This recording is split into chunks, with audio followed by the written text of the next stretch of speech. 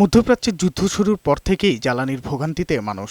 এর মধ্যে লিটার প্রতি জ্বালানি তেলের দাম বাড়ানো হয় 15 থেকে 20 টাকা পর্যন্ত। দাম বৃদ্ধির পর থেকে আসে তেলের সরবরাহ বাড়ানোর ঘোষণাও। তবে বদলায়নি পরিস্থিতি। স্বাভাবিকভাবেই প্রতি বছরই কম বেশি বাড়ে জ্বালানি তেলের চাহিদা। তবে মাসখানেকের তথ্য পর্যালোচনায় দেখা যাচ্ছে গত বছরের একই সময় গড় বিক্রির সঙ্গে মিল রেখে সরবরাহ করা হচ্ছে জ্বালানি তেল। যে কারণেই বাড়তি চাহিদা মেটাতে হিমশিম খেতে হয় ফিলিং স্টেশনগুলোকে। এর মধ্যে পাম্পে সময় মতো তেল না আসায় বাড়ে গাড়ির দীর্ঘ লাইন। দাম যে বাড়াইছে, এইভাবে তো দাম বাড়িত তেল দরকার 150 টাকা করতো, তাও তেল দেওয়ার জন্য প্রস্তুত থাকতো তারা। কিন্তু আমরা যাবে তেল নিছি, এ তো আমাকে অনেক ভোগান্ত দেখছি।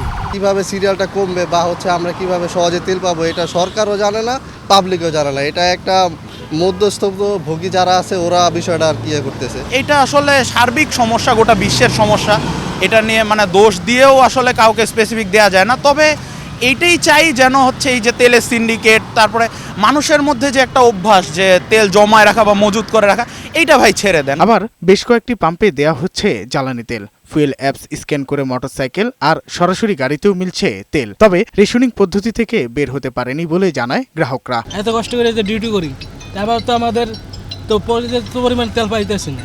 যদি পাইতাম তাহলে আমার একটু ড্রাইভারদের অনেক উপকার হইতো, স্বাধীন মতন গাড়ি চালাতে পারতাম।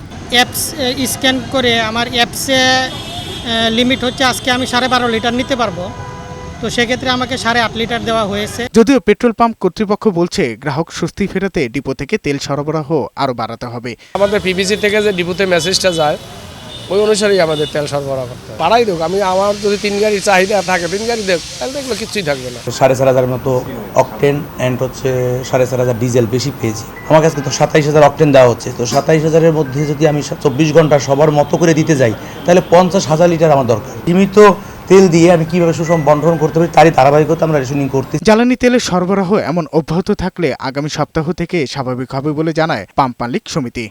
সাজ্জাদুর রহমান, বৈশাখী সংবাদ, ঢাকা।